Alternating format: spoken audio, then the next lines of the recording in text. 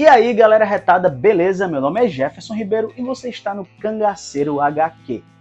Antes de mais nada, curte o vídeo, se inscreve no canal e ativa o sininho para você estar sempre ciente aqui das novidades do canal, tá bom? O canal agora tem um link da Amazon, então vou deixar aqui embaixo na descrição, junto com os links também nas minhas redes sociais, e você pode clicar nesse link e fazer alguma compra na Amazon, caso você queira e possa, tá certo? Toda vez que você fizer isso, você vai estar ajudando esse canal a crescer, porque uma pequena comissão vem aqui para o Cangaceiro, tá bom?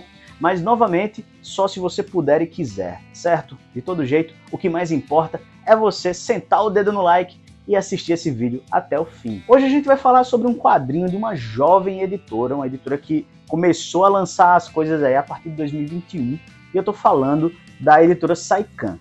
E hoje a gente vai falar de um quadrinho que é uma republicação e ao mesmo tempo um lançamento. Você vai entender por quê. Eu estou falando aqui de Bela e Bronco, da editora Saican, certo? Esse quadrinho ele é um relançamento, porque na década de 90, né, no final da década de 80 para o início da década de 90, foi lançada aqui a série Bela e Bronco. Isso mesmo. Eu tenho aqui só o volume 1, em formatinho, papel jornal, tal, que foi lançado pela editora Globo a partir de 1990. E assim, lá na Itália, Bela e Bronco não fez tanto sucesso, tá bom? Chegou até o volume 16 e foi descontinuada, foi cancelada. Mas aqui no Brasil a coisa foi um pouquinho mais séria, porque foram lançados apenas 8 volumes do Bela e Bronco e depois ela novamente foi descontinuada. Ou seja, os brasileiros só tiveram acesso a metade das histórias que foram publicadas lá na Itália. E aí, né, o Neymar, o editor da editora Saican, resolve lançar esse quadrinho maravilhoso em 4 encadernados. Então, em vez de 16 volumes, nós teremos apenas 4 volumes e cada volume possui 4 histórias. A campanha de Bela e Bronco, né, o Bela e Bronco ele é vendido principalmente através de campanhas de financiamento no Catarse. E ela foi uma campanha dupla, onde saiu o volume 1 e o volume 2. Então, com esses 2 volumes aqui, você já tem as 8 histórias que foram lançadas no Brasil. Então isso aqui é republicação, tá bom? Isso aqui é republicação. Mas, galera, o negócio foi lançado em 1990, né, gente? Peraí. Então quer dizer que, cara, mais de 20 anos depois, né? Mais de 30 anos depois, na verdade, esse material aqui, ele é praticamente inédito. Muita gente não leu, é difícil de encontrar tudo, tá certo? Então eu fiquei muito feliz quando o Neymar resolveu relançar esse material. Comprei, sim, participei. E a campanha do 3 e 4 já acabou no mês de dezembro. Provavelmente deve estar chegando aí para os apoiadores o volume 3 e 4, que só traz histórias inéditas aqui no Brasil. Que massa, né? E aí você vai ter toda a coleção de Bela e Bronco. Mas voltando aqui a essa maravilha, né? Se você apoia no Catarse, tem algumas vantagens, né? Como, por exemplo, alguns marcadores de página, né, exclusivos tal, da obra. E vem aqui 2 cards, né, muito bonitos, com algumas das capas do volume. Olha que legal, né? Eu adoro esses cards e as capas são lindas, né, gente? Mas voltando aqui também ao formato. Aqui a gente tem um formato italiano, capa cartão com orelhas, papel pólen, preto e branco. Tem no primeiro volume tem um extra, né, um textozinho extra, tal, beleza, de introdução, e tem aqui a história. Também temos aqui a biografia, né, dos autores, dos artistas, dos desenhistas aqui da edição. Lembrando que esse quadrinho ele foi criado pelo Gino de Antônio. O Gino de Antônio ele é também o criador de Histórias do Oeste, que é uma das histórias, assim, uma das séries mais incríveis, né, mais lendárias sobre o Velho Oeste. E muita gente pede para que ela seja republicada aqui no Brasil, mas até agora nada, né? Enquanto isso, a gente vai se divertindo com Bela e Bronco. E do que se trata esse quadrinho, né? Bela e Bronco é um casal, né? São um casal de trapaceiros, né? De trambiqueiros aí, que vivem de dar golpes e de buscar dinheiro. acho que eu diria que o que realmente os une é justamente essa ganância, esse desejo por ter mais dinheiro, por ter mais posses. E digamos que também é um casal bem atípico. Primeiro nós temos aí a Bella, que é uma mulher linda, né, maravilhosa, extremamente reverente, mas ela também é boa de tiro, gente. Ela é boa na ação, ela é uma mulher forte, ela é uma mulher astuta. E em contrapartida nós temos aí o Bronco, que é um indígena, mas que foi criado numa missão católica, então ele teve toda uma educação eurocêntrica, né? E ele é bem sofisticado, é um cara que leu muito, que fala vários idiomas, que usa roupas muito elegantes, mas que ao mesmo tempo também compreende as tradições nativas. Então nós temos aí um cara que está entre dois mundos. E ele ouve falar, né, que há um bandido que roubou ouro dos confederados. Lembrando que essa história aqui, ela se passa durante o período da Guerra de Secessão, lá nos Estados Unidos, a famosa Guerra Civil norte-americana, né? Que o sul, né, a parte sul, guerreou com a parte norte dos Estados Unidos, principalmente pelo direito de escravizar os negros. Olha que doideira, né, gente? Mas os nossos protagonistas aqui, eles estão longe de ser os heróis que você vê em Tex ou Zagor. Aqui nós estamos lidando com anti-heróis. O Bronco, ele ouve falar que teve esse cara que conseguiu roubar os confederados e que a última pessoa que ele teve contato foi a Bella. Depois disso, ele supostamente foi morto e ele resolve então conhecer a Bella e ver se ela tem alguma pista do paradeiro dessa fortuna que ele perdeu, morreu, né? Enfim. E quando ele tá lá batendo papo com a Bella, aquele lance e tal, é quando o salão dela é destruído. Ela era dona de um salão e ele foi destruído pelos soldados confederados. Cara, ela tá arruinada. A única alternativa que ela tem é se unir ao Bronco e ir em busca desse tesouro. Ao longo da história, né, eles vão se envolver de forma amorosa, mas não é necessariamente um amor daqueles, né, piegas, não, né? Eles se agarram, ficam, mas não necessariamente se assumem como casal.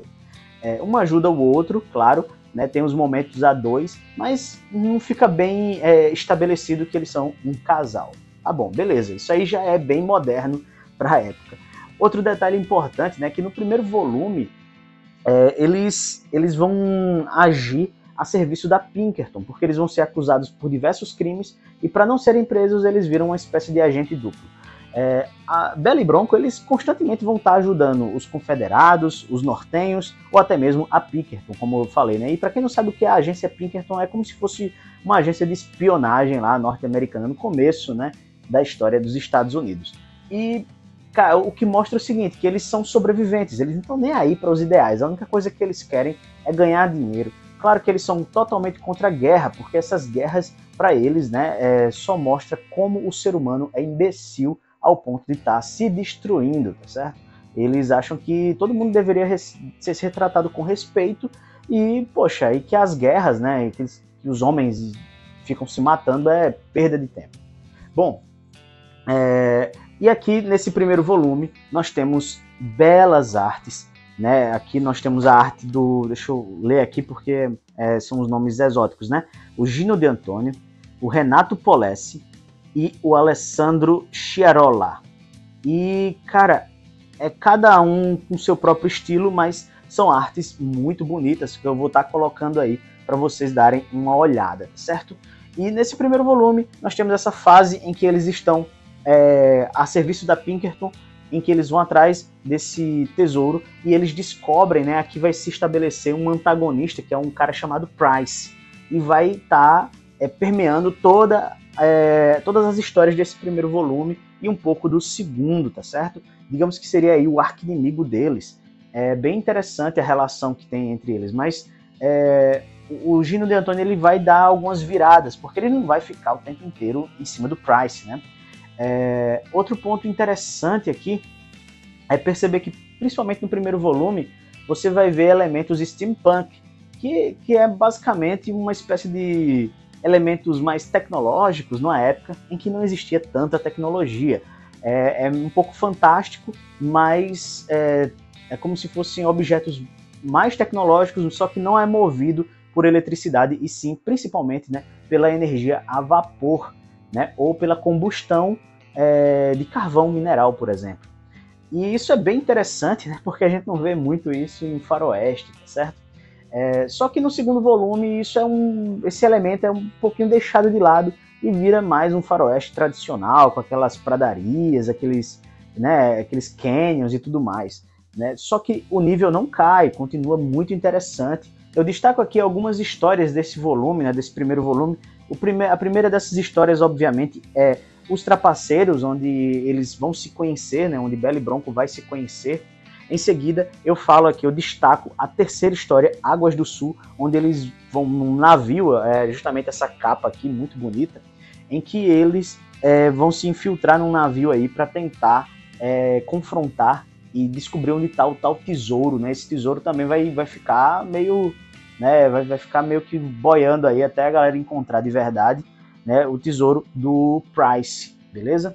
No segundo volume, nós temos aqui, eu destaco principalmente a última história do volume, que se chama Face Falsa, onde você vê que o vilão, ele é na verdade um homem negro que faz uso de uma ideologia meio distorcida, sabe? O cara, ele é um vilão que ele usa, inclusive seus iguais, ele vai fazer uso de outros negros, ele vai incriminar outro negro, que vai ser morto, né, por causa de um crime que ele cometeu. Que doideira. E esse cara, ele vai fazer uso de uma ideologia barata, né? Eu pensei até, assim, de certo modo eu achei até um pouco raso o personagem, porque ele se diz leitor de Marx e tudo mais, só que ele não se aprofunda, né, como muita gente aí que gosta de falar de Marx sem entender absolutamente nada do autor, né? Mas, enfim. Galera, o que eu queria dizer aqui a respeito dessa história é que elas são muito boas. Alguns elementos muito presentes em Bela e Bronco é a comédia, né, porque a relação entre eles é bem engraçada, a dinâmica entre eles é bem engraçada. Outro detalhe importante, a ação é constante, você vai ver assim que vai de 0 a 100 muito rápido, e é um quadrinho que ele foge muito dos estereótipos que a gente vê, por exemplo, em Tex, né? E talvez seja por isso que a gente encontra aí o fator dele não ter deslanchado tanto, né, na época. Porque nós tínhamos aí personagens muito preto no branco, muito bem estabelecidos em relação à sua personalidade, quando aqui a gente vê personagens um pouco mais complexos, né? Porque nós temos, primeiramente, ao invés de um único protagonista, nós temos dois, né? O Bela e Bronco. Segundo, nós temos uma mulher extremamente diferente dos padrões até da época em que foi lançado, tá certo? Porque a Bela, ela é uma mulher muito independente, muito irreverente, que ela é muito bonita e sabe disso e usa isso a seu favor. Nós temos um outro personagem principal que é um indígena, algo muito difícil de se ver nos principais medalhões da Sérgio Bonelli Editora, né? Porque não é um personagem branco, cara. Isso parece besteira, mas é muito sério. Você não encontra personagens indígenas sendo o protagonista das histórias na Sérgio Bonelli com muita facilidade, tá certo? Estou falando sendo o protagonista, não um parceiro, como é o caso do Jack Tigre, tá entendendo? Ele é o protagonista junto com a Bela, tá certo? E um outro ponto é que eles não são heróis, eles são anti-heróis, eles são cafajestes, eles estão aí em busca de dinheiro, são gananciosos, muitas vezes eles estão assim, só para você ter uma noção, tá rolando um maior quebra-pau, a guerra lá, e eles estão cagando para isso, eles querem saber de se dar bem, tá bom? Então, só que, assim, tanto a Bela como o Bronco, eles têm uma espécie de código de honra ainda, um código de ética, que impede que eles cometam certos crimes, assim, grotescos, entendeu? Faltou eu falar sobre como você vai adquirir esses materiais. Aqui embaixo, na descrição, eu vou deixar as redes sociais, né, da editora Saikan, tá bom? O Instagram, o Facebook, e vou deixar também o e-mail, né? Porque você só vai poder encontrar esses quadrinhos através desses meios.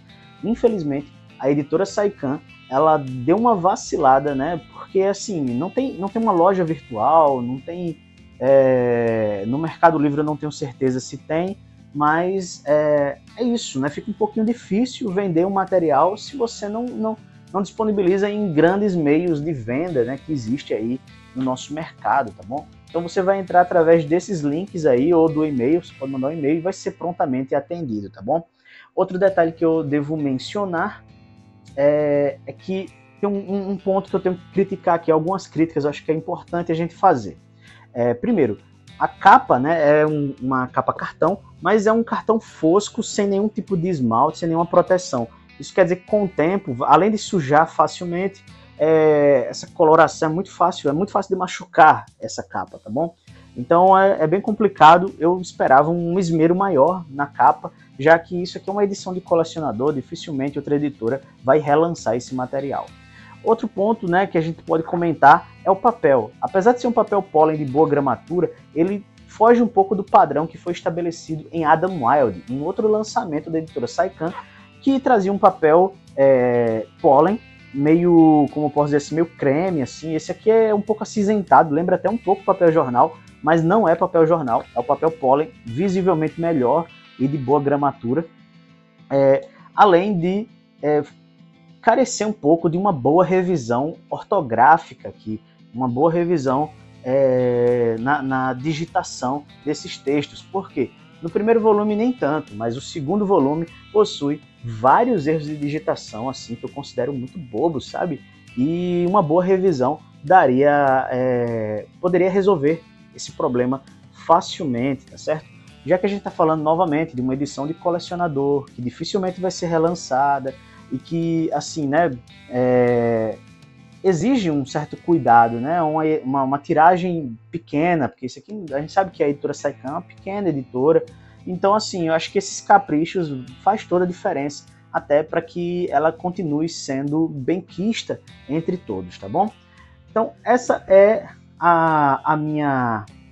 as minhas impressões sobre Bela e Bronco. Se eu indico, claro que eu indico, isso aqui eu devorei, galera. Esses 2 volumes aqui eu engoli, assim, facilmente, porque é muito prazeroso a leitura de Bela e Bronco, tá bom?